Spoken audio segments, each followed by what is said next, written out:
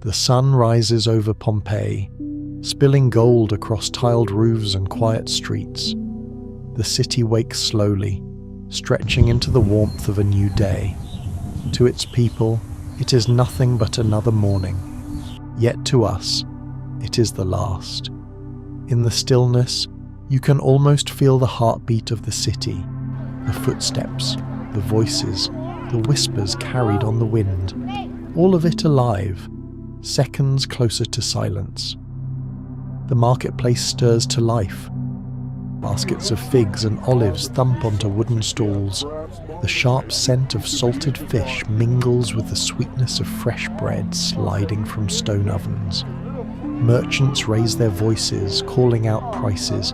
Buyers bargain, hands heavy with coin and produce. It is a chorus of life, familiar, ordinary, eternal, or so they believed. Behind thick stone walls in shaded courtyards, families prepare for the day. A mother tends to her cooking fire, stirring a pot with steady hands. In another home, men lean over scrolls, words drifting into the morning air. In gardens, voices rise in debate, the weight of politics heavy against marble columns. These are not people living on the edge of doom. They are people simply living. And that is why their story cuts so deep, because they did not know, and we do. Then, a shiver, a sound beneath the sound of life. A faint tremor ripples underfoot, rattling clay cups against a wooden table. Patrons glance up, eyes uncertain. But in a moment, it is gone, shrugged away with uneasy laughter. Pompeii had shaken before. The earth often groaned in its sleep. Yet cracks begin to crawl across plaster walls, hairline veins whispering of what stirs beneath. The mountain is awake, but the city dreams on. High above them all, Vesuvius stands, a giant cloaked in stone, wearing a crown of faint smoke. Birds scatter from its slopes, wings flashing against the sky. To some, it is a warning. To others, a familiar sight. The mountain had smoked before. Who would believe it meant anything more? Yet the air is heavier today. Each breath tastes faintly of sulphur. If the city had listened closely, it might have heard the mountain's breath. Slow, rising, unstoppable. But some do not laugh. At a street corner, a priest raises incense, the smoke curling upward like desperate prayers.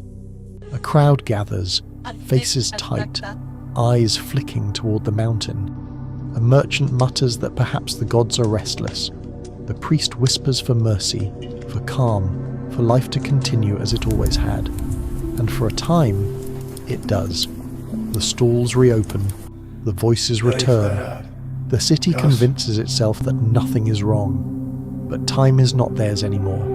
The clock is already ticking, then the mountain breaks. A roar splits the sky, louder than thunder, older than gods. Fire and ash burst from Vesuvius, a storm of stone and flame racing toward the city.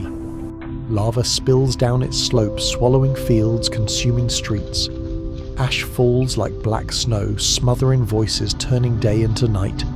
The air itself burns, the ground shakes, and in that darkness, Pompeii vanishes. The streets of Pompeii sang with life until the very end. Merchants called out. Sandals struck the stones, a city certain of its tomorrow. By nightfall, those voices were gone. In their place, silence. Ash blanketed the bargaining.